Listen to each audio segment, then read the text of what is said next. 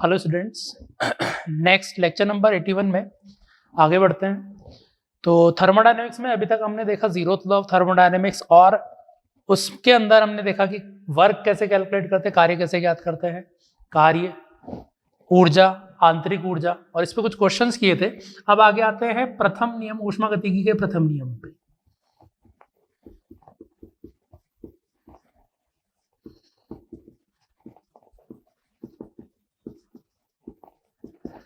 तो first law of thermodynamics क्या है कि ये ऊष्मा, कार्य और आंतरिक ऊर्जा में संबंध में बताता है कि जैसे अगर हम किसी एक निकाय की बात करें, पिस्टन लगी हुई है, ये सिलेंडर है, इसके अंदर कोई गैस भरी हुई है। अगर इसको हम ऊष्मा दे रहे हैं, मान लो नीचे से गर्म किया, गर्म करके ऊष्मा दी, तो ऊष्मा देने पर ये हो सकता है प्रसारित हो और इसका तापमान बढ़ जाए। दोनों स्थितियां हो सकती है, दोनों में से एक हो सकता है। ठीक है, तो ये स्थितियां यहाँ पर हो रही होंगी कि ऊष्मा देने पर, गर्म करने पर तापमान भी बढ़ सकता है और प्रसार भी हो सकता है, ये स्थितियां होंगी। तो हम बोल सकते हैं कि जो भी ऊर्जा आई है इसके पास, इस निकाय के पास, वो ऊर्जा गई कहाँ कहाँ? तापमान बढ़ाने में लग गई कुछ, और तापमान बढ़ाने पर जो ऊर्जा की बात करते हैं वो होती है आंतरिक ऊर्जा। प्रसार किया, गैस ने पिस्टन को प्रसारित किया तो इस पे कार्य किया, तो वो ऊर्जा कुछ कार्य के रूप में गई और कुछ आंतरिक ऊर्जा में वृद्धि कर दी गैस की। तो कुछ इस तरह से हम फर्स्ट लॉ बोल सकते हैं कि किसी भी निकाय को दी गई ऊष्मा, कार्य, गैस द्वारा किया गया कार्य और गैस के आंतरिक ऊर्जा में परिवर्तन के योग के बराबर होगी। ठीक है, तो ये स्थिति यहां पर हुई। अब कार्य पहले हम देख चुके हैं कि कार्य अगर कैलकुलेट करना है, दाब दे रखा है तो पीडीवी का इंटीग्रेशन डेल्टा यू, अगर कोई कंडीशन में चेंज नहीं होता तो हम बोल सकते हैं इसको F/2 NR डेल्टा टी, ये कंडीशन थी। तो ये यहां पर हम relation first law of thermodynamics का देख रहे हैं। अब इसमें क्यों क्या है? ऊष्मा। साइन की गड़बड़ कई बार होती है, तो क्यू ऊष्मा अगर निकाय को दी जा रही है तो दी गई ऊष्मा को हम बोलते हैं पॉजिटिव।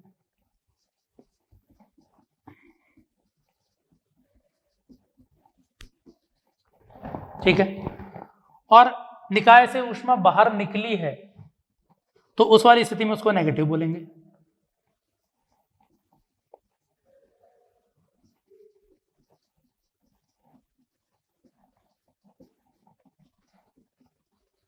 उसको नेगेटिव बोलेंगे। तो क्यू हम बोल रहे हैं ऊष्मा के लिए, W है कार्य, गैस द्वारा किया गया कार्य। कार्य के लिए क्या था? अगर प्रसार हो रहा है तो पॉजिटिव होगा, संपीड़न हो रहा है तो नेगेटिव होगा। ठीक, डेल्टा यू क्या है? आंतरिक ऊर्जा में परिवर्तन।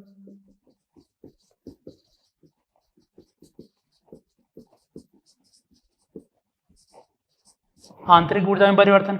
अब इसमें क्या कि अगर तापमान बढ़ा है तो आंतरिक ऊर्जा में परिवर्तन पॉजिटिव हुआ है, तो हम बोल सकते हैं कि तापमान में वृद्धि तो परिवर्तन पॉजिटिव।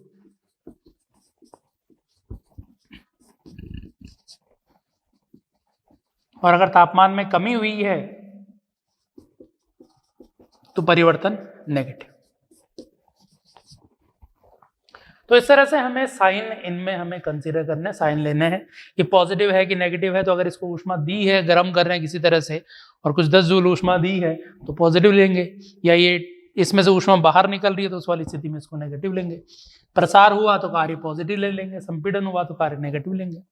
आंतरिक ऊर्जा में परिवर्तन, तापमान बढ़ रहा है तो पॉजिटिव, तापमान घट रहा है तो नेगेटिव। तो इस तरह से हम फर्स्ट लॉ ऑफ थर्मोडायनेमिक्स देखते हैं और इस पे आगे बढ़ते हैं। इस पे आगे कार्य, ऊष्मा, आंतरिक ऊर्जा और अलग अलग अवस्थाओं की बात करेंगे।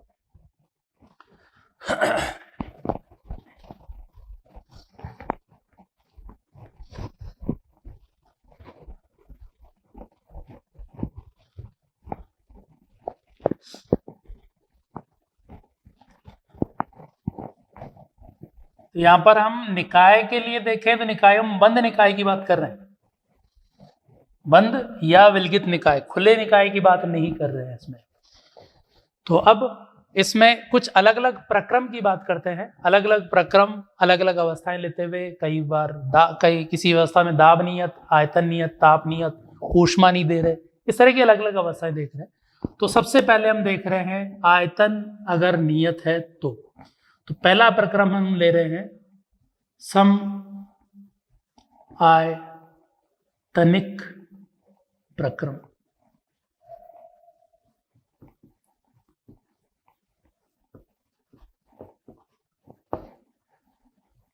Isochoric process. अब सबसे पहले तो किसको हम आइसोकोरिक प्रोसेस या समायतनिक प्रक्रम बोल रहे हैं? एक ऐसा प्रक्रम जिसमें आयतन नियत हो, समायतनिक प्रक्रम। आयतन नियत हो मतलब पहली कंडीशन हमारे पास क्या आई? प्रक्रम वो जिसमें आयतन नियत हो। मतलब ये कि प्रसार नहीं हो रहा गैस का, ना संपीड़न हो रहा है, इसमें कोई परिवर्तन नहीं हो रहा, आयतन वो का वही है। आगे इसमें दूसरा कंडीशन हम ले रहे हैं प्रक्रम समीकरण। इसमें हम एक चीज बोलते हैं प्रक्रम समीकरण, ये अलग अलग प्रक्रम के लिए लिखते जाएंगे। तो समीकरण का मतलब P, V और T के अंदर आपस में संबंध किस तरह से है। V तो आ गया कांस्टेंट, बच गए P और T। तो P और T में किस तरह का रिलेशन आएगा? आदर्श गैस समीकरण जो है उससे रिलेशन निकाल लो। तो आदर्श गैस समीकरण था PV बराबर nRT, V नियत हो गया तो P समानुपाती T, या P बाई T जो आएगा वो पूरा कांस्टेंट हो जाएगा, ऐसे बोलो। तो इसमें P बाई T बराबर nR बाई V, तो हम बोल सकते हैं कि प्रक्रम समीकरण क्या हुआ? P बाई T बराबर कांस्टेंट नियत। तो ये चीज है प्रक्रम समीकरण।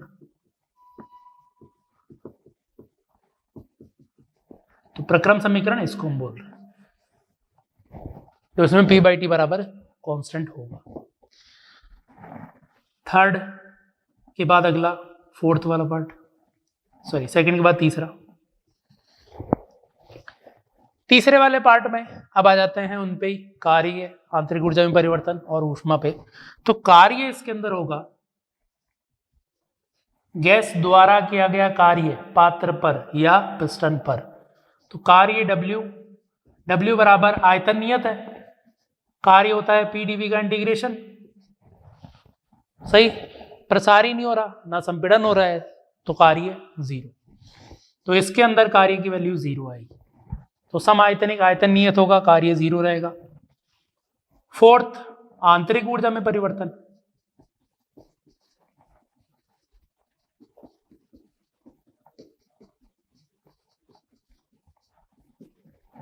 तो तापमान में तो परिवर्तन हो रहा है, आयतन नियत रखा है, तापमान तो बदल सकता है।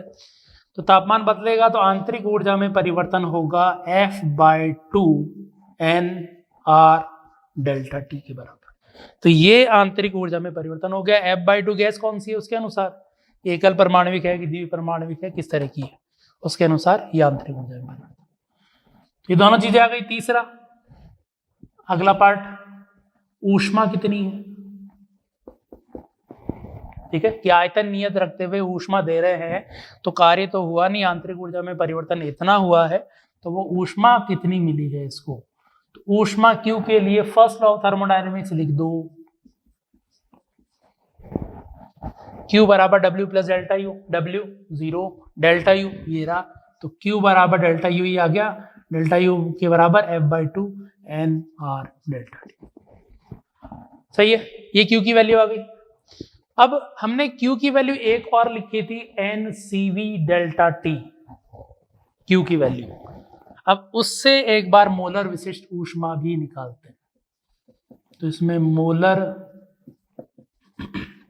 विशिष्ट ऊष्मा, मोलर विशिष्ट ऊष्मा किस अवस्था में? नियत आयतन पर। तो हम क्या करते हैं कि मोलर विशिष्ट ऊष्मा नियत आयतन को हम CV से रिप्रेजेंट करते हैं। तो मोलर विशिष्ट ऊष्मा नियत आयतन पर CV, ठीक है। तो इसकी वैल्यू कैसे निकालें? तो नियत आयतन पर ये वैल्यू कांस्टेंट आती है, तो CV की वैल्यू होगी Q by N delta T। याद है, इसी तरह से लिखा था कि मोलर विशिष्ट ऊष्मा जो है वो Q by N delta T होता है, नियत आयतन पर CV बोल दिया, Q by N delta T के बराबर। क्यू की वैल्यू रख दो, ये भी f/2 n r delta T divide by n delta T, n delta T cancel हो गया, तो CV की वैल्यू हो गई f/2 इंटू आर। तो ये आ गई मोलर विशिष्ट ऊष्मा नियत आयतन पर। ठीक, अब एकल परमाणविक के लिए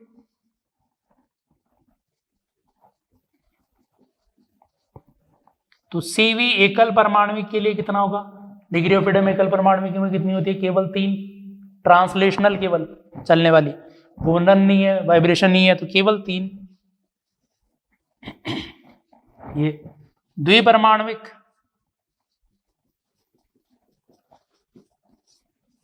तो द्विपरमाणविक के लिए CV की वैल्यू होगी 5 डिग्री ऑफ फ्रीडम 5/2 R के बराबर। तो ये CV की वैल्यू एकल परमाणविक और द्विपरमाणविक के लिए आ जाएगी। अब हम आगे जो आंतरिक ऊर्जा में परिवर्तन है उसको अगली बार से इसके बजाय f/2 इंटू आर को यहां से हमने लिखा CV n CV delta T बोल सकते हैं। ठीक है, यहां से CV लिख दिया इसको f/2 इंटू आर को। गड़बड़ क्या करोगे कि ये तो नियत आयतन था इसलिए CV है, दाब नियत होगा तो यहाँ पे CP लिखने लग जाओगे, लेकिन गलत है। आंतरिक ऊर्जा में परिवर्तन तो इतना ही है, ये तो बाद में आया, अभी आया। आंतरिक ऊर्जा में परिवर्तन तो एक्चुअल में तो ये था f/2 n r delta T, तो ये तो हमेशा इतना ही होगा। अब ये चीज अलग है कि f/2 इंटू आर की वैल्यू CV के बराबर होती है, CV के बराबर केवल इसलिए डेल्टा U बराबर n CV डेल्टा टी हमेशा लिखेंगे। ये हमेशा है तो ये भी हमेशा है, ऐसा नहीं कि ये बदलेगा, ये नहीं बदलेगा, इतना ही रहेगा। फिर Q की वैल्यू कितनी आ गई, तो Q की वैल्यू भी यहां से वही लिख दी n CV डेल्टा टी। अब Q की वैल्यू जरूर है NC डेल्टा टी थी, Q की वैल्यू थी NC डेल्टा टी, तो C बदलेगा तो Q बदलता जाएगा। ये अलग अलग प्रक्रम में ये वैल्यू बदलती जाएगी, ये उतनी रहेगी। तो ये हो गया मोलर विशिष्ट ऊष्मा। अब इसके बाद हम देख रहे हैं इसमें अलग अलग ग्राफ इनके, कि दाब आयतन दाब ताप इनके ग्राफ कैसे होंगे। लेकिन इससे पहले एक बार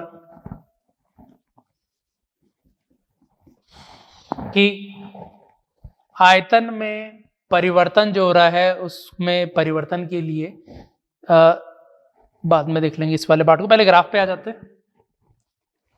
सारे पार्ट ये वाले एक साथ ही देख लेंगे। तो आगे ग्राफ में सबसे पहले हम ग्राफ बना रहे हैं PV ग्राफ। V तो नियत है, P बदलोगे V नहीं बदलना है, V उतने का उतना ही रहेगा।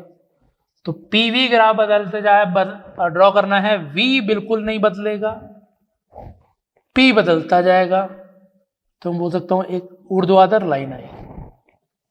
तो इस तरह का PV ग्राफ हुआ इसमें।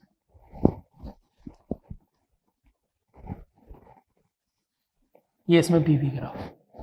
ठीक, नेक्स्ट ग्राफ अपन बना रहे हैं PT ग्राफ। P और T के बीच में ग्राफ कैसा आ रहा है, तो P और T के बीच में देखोगे तो ये y बराबर कांस्टेंट टाइम्स T, तो y बराबर mx की जैसे है, तो y बराबर mx की जैसे है, मतलब P और T का जो ग्राफ है वो कुछ इस तरह का है। ये ग्राफ अपन पहले डिस्कस कर चुके हैं, एक बार अपन ने डिस्कस किया था पहले गाइलूसियस लॉ में, गैलुसियक लॉ में।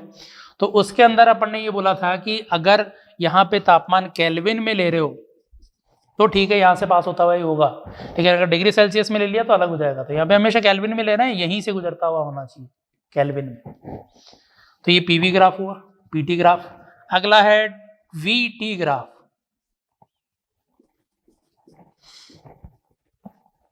V इधर ले लिया, T इधर ले लिया। इस बार आयतन नियत है, आयतन को तो नियत रखना है, एक जगह रखना है। तापमान बदल सकता है तो तापमान को बदलना है, तो इसलिए इस तरह का ग्राफ यहाँ पे हो जाएगा। तो ये VT ग्राफ इसका हो गया। तो ये इसमें अलग अलग ग्राफ हो गए, और इस तरह से ये सम आयतनिक प्रक्रम हमारा हो गया। तो सम आयतनिक प्रक्रम में ये अलग अलग पॉइंट्स समझ में आए होंगे।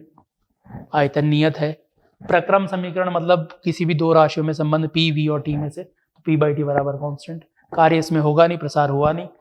आंतरिक ऊर्जा में परिवर्तन NCV डेल्टा टी, अगले बार से ये लिखना है, होता है एक्चुअल में यही है, लेकिन इस टर्म को हमने CV में कन्वर्ट कर दिया। Q, W हुआ ही नहीं इसलिए Q बराबर NCV डेल्टा टी रह गया। मोलर विशिष्ट ऊष्मा कैसे निकालते हैं? Q/N डेल्टा टी से निकालते हैं। तो Q की वैल्यू पहले वाले में ये वाली लिखी थी, तो यहाँ से F/2 इंटू आर, तो CV की वैल्यू F/2 इंटू आर के बराबर होती है degree of freedom by 2 into आर। तो एकल परमाणु के लिए डिग्री ऑफ फ्रीडम 3 होती है, तो इसलिए 3/2, 3/2 आर। द्विपरमाणु के लिए 5/2 आर। अलग अलग ग्राफ, आयतन नियत था तो PV ग्राफ ऊर्ध्वाधर, PT ग्राफ P और T रेखीय केंद्र से गुजरता हुआ, VT ग्राफ V कांस्टेंट, इस तरह का। तो अब इसके बाद अगले प्रोसेस पे चलते हैं। पहले अपन ये अलग अलग प्रक्रम देखेंगे।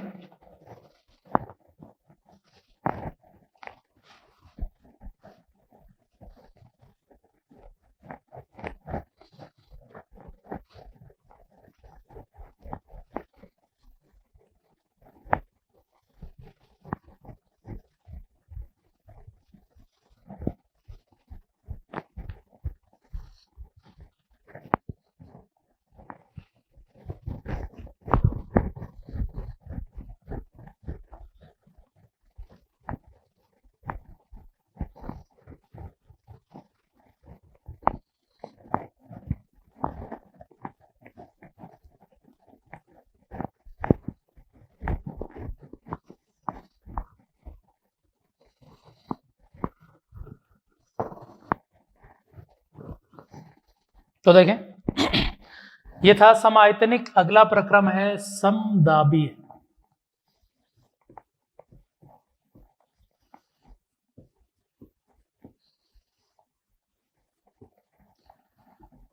Isobaric process. कंडीशन क्या होगी? समदाबीय, दाब नियत। तो P यहां पर कांस्टेंट हम लेते हैं, बदलना ही नहीं है दाब। मतलब सिलेंडर के अंदर गैस भरी हुई है, पिस्टन लगा हुआ है, ऊष्मा दे रहे हैं या कोई भी और अवस्था हो रखी है, लेकिन दाब जो है उसके अंदर नियत रखना है, ताप और आयतन बदलते जाएंगे। दूसरा था प्रक्रम समीकरण।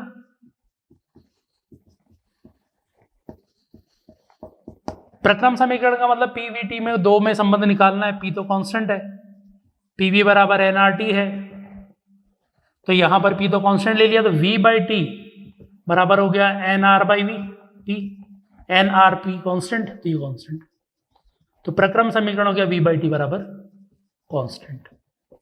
तो ये अपना प्रक्रम समीकरण आ गया। सेकंड आ गया। थर्ड क्या निकाल रहे थे? कार्य। तो यहां पर कार्य गैस द्वारा किया गया कार्य W बराबर इंटीग्रेशन ऑफ P dV, यही है। P समदाबीय, दाब नियत, तो P तो बाहर आ जाएगा। इंटीग्रेशन ऑफ dV, dV का इंटीग्रेशन V हो जाएगा, लेकिन लिमिट है कुछ पहले वाले आयतन से बाद वाले आयतन तक, तो ये वैल्यू कन्वर्ट हो गया, आ गई P, dV का इंटीग्रेशन V, लिमिट रखेंगे तो V2 माइनस V1 में बदल जाएगा। तो ये यहां पर कार्य आ गया कि P डेल्टा V के बराबर ये कार्य है। ठीक है, इसमें ये भी हम कर सकते हैं कि PV को हम nRT लिख सकते हैं। PV2 लिख रहे हैं तो nRT2, PV1 लिख रहे हैं तो nRT1 आ जाएगा। तो ये वैल्यू आ जाएगी nRT2 माइनस nRT1। तो इसको दूसरा हम ये भी लिख सकते हैं nR डेल्टा T। तो यहां पर कार्य P डेल्टा V या nR डेल्टा T दोनों बोल सकते हैं।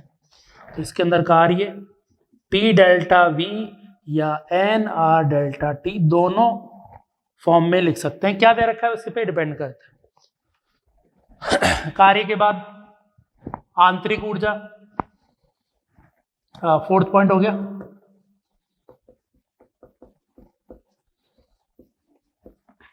आंतरिक ऊर्जा U से रिप्रेजेंट कर रहे हो, मैं परिवर्तन की बात कर रहे थे।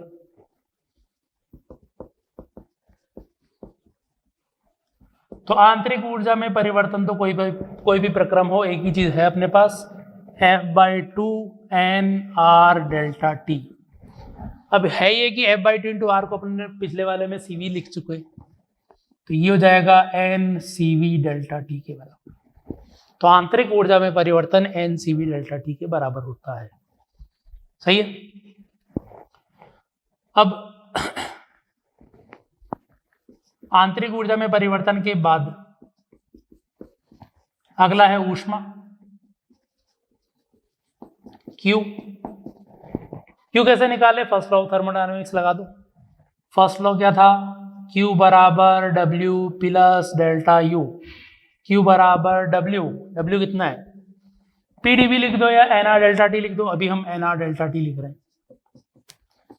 डेल्टा U की वैल्यू NCV डेल्टा T, ताकि दोनों ही डेल्टा T में हो जाए। PdV लिखते हैं तो ये डेल्टा T यहाँ पे नहीं आता, तो Q की वैल्यू हो गई N R plus CV delta T।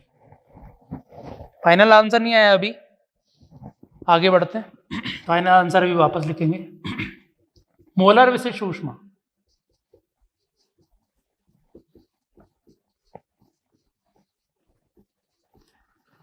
Molar विशिष्ट ऊष्मा यहाँ पे नियत दाब पर है, तो नियत दाब पर मोलर विशिष्ट ऊष्मा, तो इसको हम Cp से रिप्रेजेंट करें। प्रेशर कांस्टेंट है, दाब नियत है, तो Cp से बोल रहे हैं इसको। तो Cp की वैल्यू होगी Q, मोलर विशिष्ट ऊष्मा की वैल्यू थी Q by N delta T।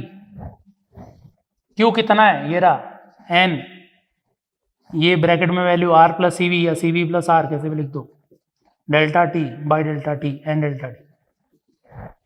N delta T cut जाएगा तो Cp की वैल्यू आ जाएगी CV प्लस R। ठीक है, या इसको इस तरह से भी लिखते हैं। नॉर्मली अपन इसको इस फॉर्म में लिखते हुए याद रखते हैं कि दोनों का डिफरेंस, मोलर विशिष्ट ऊष्मा नियत दाब और नियत आयतन का डिफरेंस R के बराबर होता है। तो ये हमारे पास एक रिलेशन आ गया। अब इसी से यहां से इसको लिख दे रहा हूं कि Q बराबर, हम ये भी बोल सकते हैं कि NCP डेल्टा T, इसको CP के बराबर बोल दिया, तो ये Q की वैल्यू हम बोल सकते हैं, और ये Cp और Cv में रिलेशन आ गया। तो इस रिलेशन से हम वैल्यू निकाल रहे हैं एकल परमाणुक के लिए कितनी है।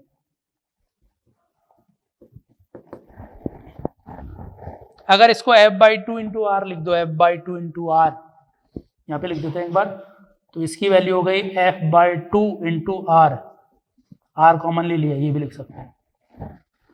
लिखें एकल परमाणुक में degree of freedom 3/2 plus 1 R, तो ये हो गया 3 प्लस 2 5/2 R। द्विपरमाणुक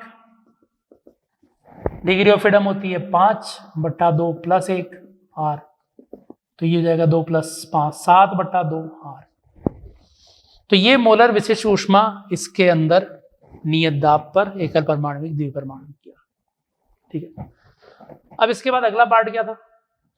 अगला पार्ट अपना ये है कि अपन को अलग अलग ग्राफ बनाने हैं, ग्राफ देखने। तो ग्राफ जो है, सबसे पहले PV ग्राफ देख लेते हैं। P नियत है,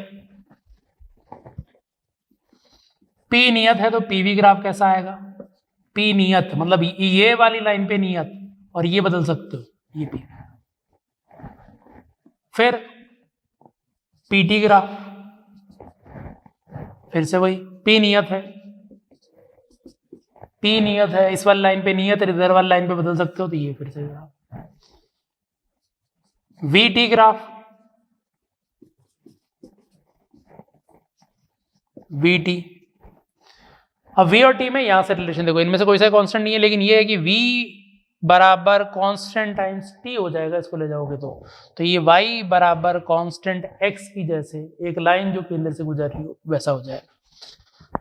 तो ये इस तरह की लाइन, फिर वही कि ये केल्विन में है तब यहां से गुजरती हुई है, डिग्री सेल्सियस में बदल जाएगा।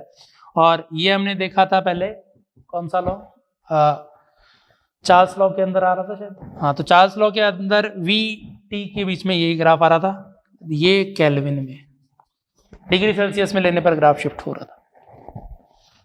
तो ये हमारे पास आया समदाबीय प्रक्रम, कि अगर दाब नियत है तो उस वाली अवस्था में क्या क्या रहेगा, दाब नियत रहेगा। तो दाब नियत रखने पर प्रक्रम समीकरण v/t के बराबर कांस्टेंट, कार्य p डेल्टा v या nr डेल्टा t पूछ सकते हैं। आंतरिक ऊर्जा में परिवर्तन ncv डेल्टा t के बराबर आएगा। ऊष्मा q बराबर ncp डेल्टा t के बराबर होगी। और फिर मोलर विशिष्ट ऊष्मा नियत दाब पर उसको हम बोल सकते हैं F/2 + 1 R के बराबर। इनमें रिलेशन आ गया Cp - Cv बराबर R। ये दोनों के लिए अलग अलग, एकल परमाणु के लिए 5/2, द्विपरमाणु के लिए 7/2। ये इनके ग्राफ हो गए। VT ग्राफ केंद्र से गुजरता हुआ तापमान केल्विन में है। तो ये अपना अगला प्रक्रम हो गया। ठीक है, थर्ड प्रक्रम पे आते हैं।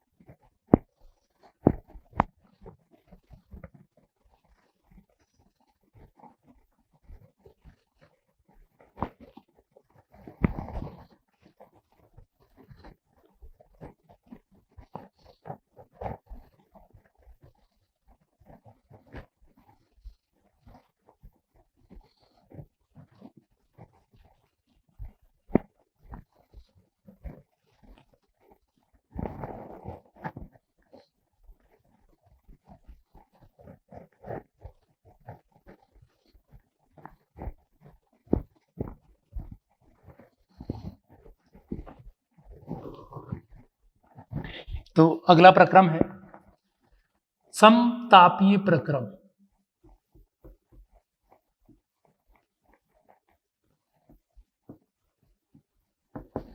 Isothermal process. ठीक, समतापीय प्रक्रम मतलब इसके अंदर हम तापमान को नियत रखेंगे और नियत तापमान रखते हुए फिर प्रक्रम को देख रहे होंगे। तो पहली कंडीशन ये आ गई कि इसके अंदर तापमान जो है वो नियत है, कांस्टेंट। दूसरा हम लिखते थे प्रक्रम समीकरण। प्रक्रम समीकरण पीवी बराबर एनआरटी से लिख सकते हैं। इससे आ जाएगा ये एनआरटी पूरा ही कांस्टेंट है, पीटी कांस्टेंट है, तो यहां पे आ गया पीवी बराबर कांस्टेंट। तो ये हमारे पास प्रक्रम समीकरण इसके अंदर आ गया। अब अगला था कार्य। गैस द्वारा पात्र पे किया गया कार्य या पिस्टन पे किया गया कार्य। तो W बराबर है P dV का इंटीग्रेशन। P कांस्टेंट नहीं है, V कांस्टेंट नहीं है, दोनों अलग अलग वेरिएबल है, तो P को बाहर नहीं ले सकते इंटीग्रेशन में, और ऐसा भी इंटीग्रेशन भी नहीं कर सकते सीधा। तो हम क्या कर रहे हैं, P को यहां से लिख दो आदर्श गैस समीकरण से, nRT/V dV का इंटीग्रेशन। ठीक है, पहले क्वेश्चन में कर चुके हैं वैसे ये।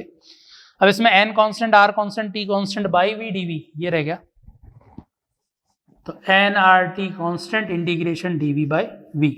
अब किसी V1 से V2 तक ले जा रहे हैं इसको, V1 से V2 तक, तो ये वैल्यू हो गई nRT 1/V का integration log V limit V1 से लेकर V2 तक। तो यहां पर W की वैल्यू आ जाएगी nRT log V2 bye V1। ठीक है, अब इस nRT को चाहो तो P1 V1 या P2 V2 कुछ भी लिख दो। P2 बाई V1 को P2 बाई P1 भी लिख सकते हैं, क्योंकि यहाँ पे PV बराबर कांस्टेंट है, तो PV के समान व्युत्क्रमानुपाती आ गया, PV के व्युत्क्रमानुपाती या VP के व्युत्क्रमानुपाती, तो इसलिए इसको P2 बाय P1 ऐसे कर सकते हैं, मतलब P1 बाई P2 लिख सकते हैं। तो ये कार्य इसके अंदर आ जाएगा। अगला कार्य के बाद अगला था आंतरिक ऊर्जा में परिवर्तन।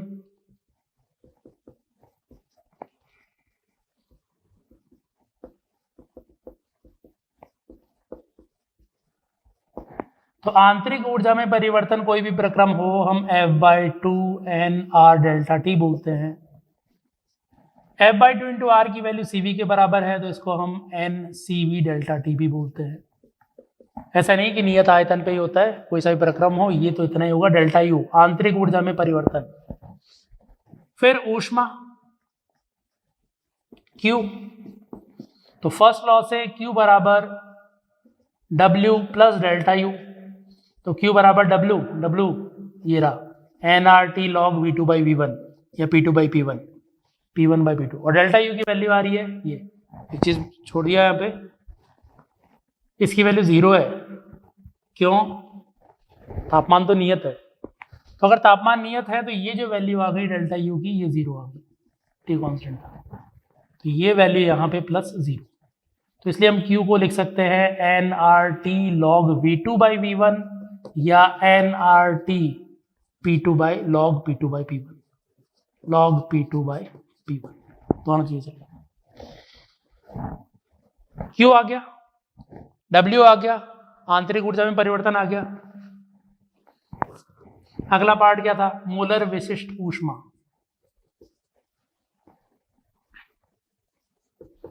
मोलर विशिष्ट ऊष्मा नियत ताप पर, अब तापमान नियत है, CT इसको बोल रहे हैं, ठीक है। तो नियत ताप पर मोलर विशिष्ट ऊष्मा की value Q by N delta T, कोई प्रक्रम में यही थी। अब डेल्टा टी की वैल्यू तो 0 है, तापमान नियत है, इसलिए तापमान में परिवर्तन 0, इसको 0 रखोगे, जैसे इसको 0 रखोगे ये पूरी वैल्यू क्या हो गई? अनंत। यहाँ पे मोलर विशिष्ट ऊष्मा की वैल्यू अनंत है, इसका मतलब ये हुआ कि ऊष्मा ग्रहण करने की क्षमता इसकी अनंत है, तापमान बिना बढ़ाए। तो ऊष्मा कितनी देते जाओ लेता जाएगा, तापमान बिल्कुल परिवर्तित नहीं करेगा, तो ये इसकी मोलर विशिष्ट ऊष्मा आ गई। अब इसके पश्चात मोलर विशिष्ट ऊष्मा के बाद आगे हम देख रहे थे ग्राफ, तो इसमें ग्राफ पे आते हैं। अगला पार्ट, ग्राफ में सबसे पहले आते हैं पीवी ग्राफ पे।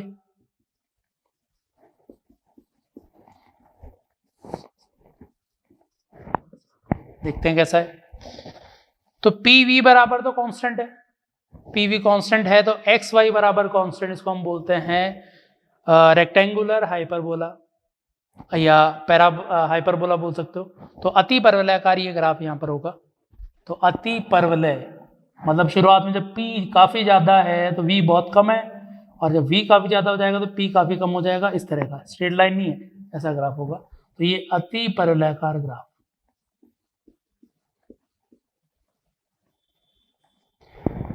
ये पहले भी अपन बना चुके हैं, टेम्परेचर कांस्टेंट लेते हुए पीवी ग्राफ, वो अपना था बॉयल्स लॉ। तो बॉयल्स लॉ के अंदर ये ग्राफ अपन बना चुके हैं, और इसमें फिर अलग अलग से कंपेयर भी कर चुके हैं कि अगर तापमान अलग है तो ये ऊपर की ओर आता जाएगा।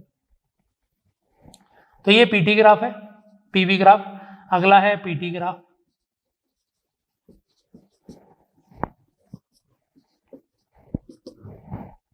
पी और टी का ग्राफ। तो हमने P को तो बदल सकते हैं, लेकिन T पूरा कांस्टेंट है, तो T एक फिक्स पॉइंट पे ले लो, और ये ऊर्ध्वाधर यहां पर ये ग्राफ हो जाएगा इसका। ये हमारा पीटी ग्राफ होगा। फिर VT ग्राफ।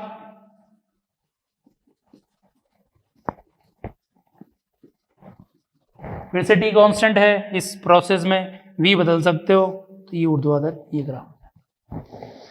तो ये इसमें अलग अलग ग्राफ हो गए। तो ये हमारा हो गया समतापीय प्रक्रम, कि अगर तापमान नियत है तो प्रक्रम में कार्य, आंतरिक ऊर्जा में परिवर्तन, ऊष्मा किस तरह से हो।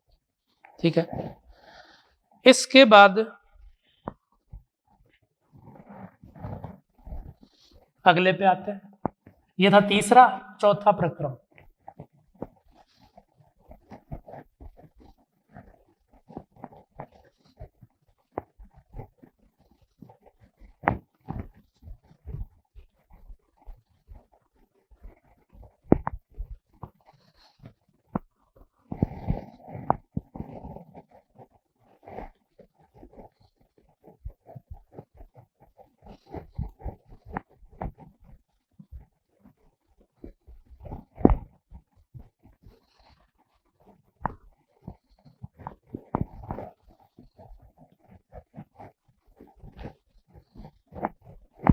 चौथा है रुद्धोष्म प्रक्रम।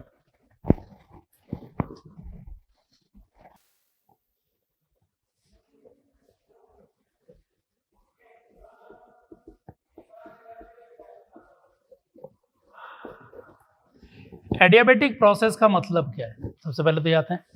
तो एडियाबेटिक प्रोसेस का मतलब है कि इसके अंदर कोई हीट एक्सचेंज नहीं होगा। मतलब जो अपन सिस्टम ले रहे थे उसमें बोल सकते हैं कि आइसोलेटेड सिस्टम के अंदर, जिसके अंदर बाहर से कोई हीट एक्सचेंज नहीं होता, वो वाला सिस्टम के अंदर हम बोल रहे हैं। तो Q की वैल्यू 0 है, हीट एक्सचेंज यहाँ पर 0 हो रहा है, फर्स्ट। सेकेंड, प्रोसेस इक्वेशन था,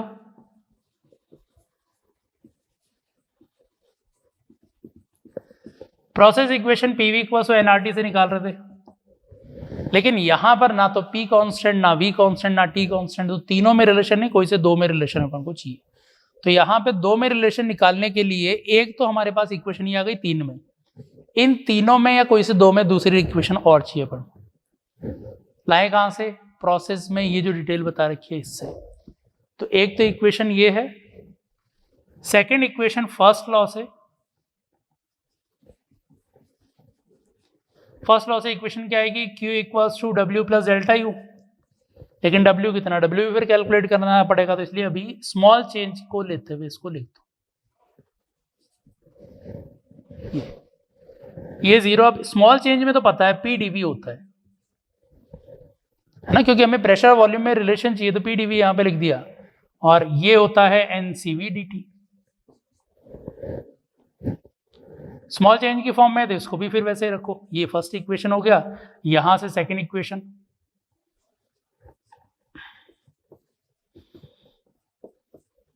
पार्शियल चेंज के बेसिस पे, या डिफरेंशिएट करो तो बाद में पार्शियल चेंज रख देना। तो इसमें क्या करते हैं, पहले P को कांस्टेंट रख लेते हैं, V का डिफरेंशिएशन, फिर V को एज इट इज रखा, P का differentiation change, NR constant dt। ऐसे भी समझ सकते थे कि किसी भी x के रेस्पेक्ट में डिफरेंशिएट किया तो dx by dv by dx, dp by dx, dt by dx और आता, वो dx dx dx कैंसिल हो जाता। तो ये हमारे पास सेकंड रिलेशन आया। ये आ गए दो रिलेशन P, V और T में, बाकी कॉन्स्टेंट्स है। P और V में ही हमें रिलेशन चाहिए, तो T को यहां से एलिमिनेट कर दो, इसमें से उठा के इसमें पुट कर दो T की वैल्यू, n dt की वैल्यू पुट कर दो इससे। तो पुट वैल्यू पुट करते हैं जरा, क्या आएगा, तो PdV प्लस VdP को तो ऐसे रखा, n dt की वैल्यू यहां से पुट कर रहे हैं, R को तो रखो बाहर, ये जब इधर जाता तो माइनस PdV बनता, n dt CV से डिवाइड करते, तो n dt की जगह क्या लिख सकते हैं, PdV बाई CV का नेगेटिव, PdV बाई CV का नेगेटिव आ गया। अब PdV वाले टर्म, या इसको अभी इधर ले जाओ, PdV वाले टर्म एक साथ लेंगे, VdP प्लस PdV, एक तो उसके पास था और ये उधर जाके प्लस R बाई CV और हो गया, इक्वल्स टू 0। ठीक, अब इसमें VdP plus PdV CV plus R upon CV equal to 0। अब ये जो टर्म है CV प्लस R, ये हो गया CP के बराबर, CV प्लस R ये हो गया CP के बराबर, बाय CV इसको अपन ने बोल दिया एक नया कांस्टेंट गामा। तो ये है एडियाबेटिक गैस कांस्टेंट। ठीक है, गामा की वैल्यूज हम चाहें तो लिख सकते हैं कि गामा मोनोएटॉमिक के लिए जो होगा, मोनोएटॉमिक के लिए Cp की वैल्यू ये थी 5/2R, ये था 3/2R, 5/2R, 3/2R, R गया, 2 भी गया, तो क्या ये 5/3 हो गया, सही है। गामा डायाटॉमिक के लिए, डायाटॉमिक में Cp की वैल्यू होती है 7/2R, इसकी वैल्यू होती है 5/2R, तो R/2 कैंसिल कर दो, 7/5 ही हो जाएगा। तो ये गामा की वैल्यू हो गई इनके लिए। तो ये हमने बीच में एक गामा डिफाइन कर दिया। वापस इस पे आते हैं, तो VdP प्लस PdV साथ में गामा इक्वल टू 0। ये P होता तो इंटीग्रेशन हो जाता, इसलिए V से डिवाइड कर दो पूरे को, और P से भी डिवाइड कर दो, तो पूरे को PV से डिवाइड कर रहे हैं। पी वी से डिवाइड करेंगे तो ये डी पी बाई पी बन जाएगा। पी वी से डिवाइड किया, वी गया पी, ये वी बच गया, पी कैंसिल होने के बाद गामा रह गया यहाँ पे इक्वल टू 0। प्रोसेस इक्वेशन पे चल रहे हैं अभी, जिसमें क्या है कि मेन यही थोड़ा पार्ट कैलकुलेटिव है, थोड़ा ज़्यादा है। अब इसमें इंटीग्रेशन कर दो दोनों तरफ, इंडेफिनेट इंटीग्रेशन बोल सकते हैं एक तरह से, जीरो का भी पूरे का इंटीग्रेशन बोल दो एक साथ ही। तो हमने पूरे का इंटीग्रेशन कर दिया। 1/p का इंटीग्रेशन आएगा log p, 1/v का इंटीग्रेशन आएगा log v। इंडेफिनेट बोल रहे हैं तो एक कुछ कांस्टेंट c बोल रहे हैं, ये इसका इंटीग्रेशन आया। अब गामा ऊपर ले जा सकते हैं क्योंकि log के अंदर ये प्रॉपर्टी होती है कि log में कोई वैल्यू आगे मल्टीप्लाई हो रही है तो पावर में ले सकते हैं, या पावर वाली वैल्यू को आगे मल्टीप्लाई कर सकते हैं। तो ये गामा इक्वल्स टू कॉन्स्टेंट। अब इनको log, दूसरी प्रॉपर्टी है कि log a plus log b होता है log a b equals to constant. log को इधर ले जाओ, log को इधर ले जाएंगे तो ये कुछ 10e की पावर c हो जाएगा, लेकिन रहेगा तो कांस्टेंट ही। तो ये कुछ कांस्टेंट बदल जाएगा लेकिन है कांस्टेंट। तो ये फाइनली अपने पास प्रोसेस इक्वेशन आ गई कि पी की power gamma equals to constant होता है। ठीक है, किसके अंदर? एडियाबेटिक प्रोसेस के अंदर। और भी फॉर्म में लिख सकते हैं, पी को मैं N R T, N R तो कांस्टेंट है, कांस्टेंट में भेजो उनको, तो एन आर टी चलो लिख देते हैं, N R T by V की फॉर्म में लिख दिया, वी की पावर गामा। तो ये क्या हो गया? कांस्टेंट लिखो, कांस्टेंट में इसको भेजो टी, वी की पावर गामा तो है नीचे, ये था -1 इक्वल टू कांस्टेंट। तो ये हमारे पास एक और रिलेशन टी और वी की फॉर्म में, या टी को लिख दो, सॉरी यहां पे लिख दो, वी को लिख दो N R T by P gamma equal to constant. तो ये रिलेशन कुछ आ जाएगा, एन आर तो कांस्टेंट में भेजो, पी की पावर 1 माइनस गामा, टी की पावर गामा बराबर कांस्टेंट। तो ये फाइनली हमारे पास प्रोसेस इक्वेशन आ गई, कोई से भी दो वेरिएबल के अंदर रिलेशन आ गया। तो ये था इसमें प्रोसेस इक्वेशन, मतलब मेन तो अभी तक हमने प्रोसेस इक्वेशन तक ही बढ़े हैं। अब इसके अगले पार्ट में बढ़ते हैं, आगे चलते हैं। प्रोसेस इक्वेशन के बाद थर्ड पार्ट क्या आता था? वर्क। लेकिन वर्क से पहले, वर्क कैलकुलेट कर सकते हैं, कोई दिक्कत नहीं अभी भी, लेकिन हम एक बार इंटरनल एनर्जी में चेंज पहले लिख रहे हैं।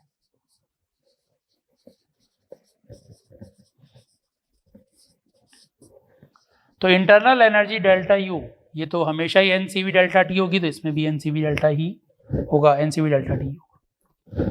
ठीक है, टेम्परेचर चेंज हो ही रहा है, एनसीवी कांस्टेंट वैल्यू है। अब आओ वर्क पे, क्यू की अब जरूरत नहीं है, क्यू हमें पता है 0 है। अब वर्क क्या है कि फर्स्ट लॉ से कैलकुलेट कर लो। कैसे? Q equal to W plus delta U होगा। ठीक है, अब इसमें इधर हटा रहा हूं अब,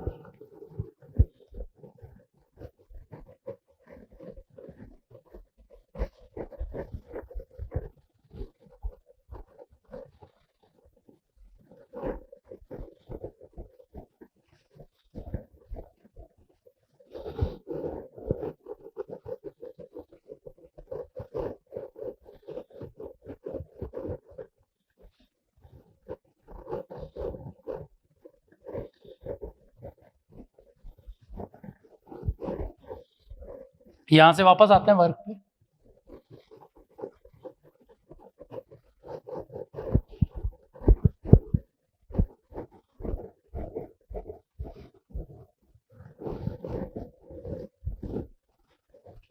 तो इसमें एडियाबेटिक प्रोसेस में Q इक्वल्स टू 0 आ गया। Second process equation,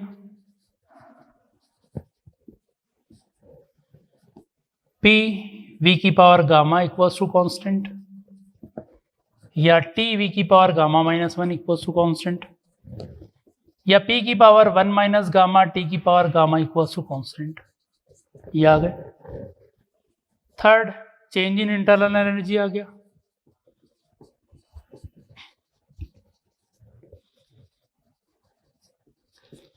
delta U equals to N C B delta T. Work calculate कर रहे थे तो first law Q equals to W plus delta U. Q तो है 0, W प्लस डेल्टा यू की value N C B delta T. इसका मतलब W यहाँ पर डेल्टा यू के नेगेटिव के बराबर आ जाएगा minus N C B delta T के बराबर। पीटीवी के इंटीग्रेशन से भी लिख सकते थे, लेकिन यही वैल्यू आती N C B delta T के बराबर ये वैल्यू। तो डेल्टा यू का नेगेटिव जो है वो यहाँ पे वर्क होता है, Q 0 है ही। तो फिफ्थ पॉइंट जो Q लिखते थे वो लिखने की जरूरत है नहीं, 0 है वो। तो molar specific heat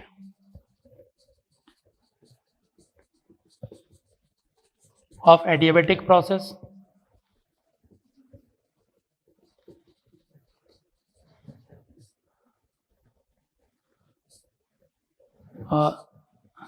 molar specific heat of adiabatic process. तो एडियाबेटिक प्रोसेस के अंदर जो मोलर स्पेसिफिक हीट है वो हम लिख रहे हैं Q by N delta T, लेकिन Q की वैल्यू 0 है इसलिए 0। इससे क्या समझ सकते हैं कि ये कुछ ऐसे बोल सकते हैं कि बिना हीट दिए ही यहाँ पे इसका टेम्परेचर में वेरिएशन आ जाएगा, मतलब हीट एब्जॉर्ब करने की कैपेसिटी इसकी बिल्कुल नहीं है। ठीक है, फिफ्थ के बाद नेक्स्ट था ग्राफ।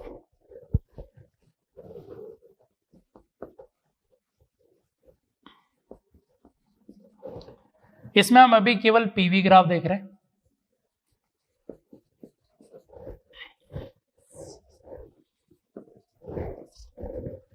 तो देखें पीवी ग्राफ, गामा की वैल्यू हमने अभी देखी थी मोनोएटॉमिक डायटॉमिक के लिए। तो गामा की वैल्यू आई थी 5/3 और 7/5, ग्रेटर देन 1 है और लेस देन 2 है। मतलब ये है कि पी वी की पावर कोई पावर 1 से 2 के बीच में है, तो अगर हम वॉल्यूम बढ़ाएंगे तो प्रेशर कम होगा, स्ट्रेट लाइन तो रहेगा नहीं। तो यहाँ पर वॉल्यूम पहले कम है तो प्रेशर ज़्यादा है, फिर वॉल्यूम जब ज़्यादा होगा तो प्रेशर कम होगा। तो ये जैसे आइसोथर्मल में आया था कुछ उसी तरह से रेक्टेंगुलर हाइपरबोला या हाइपरबोलिक ग्राफ है।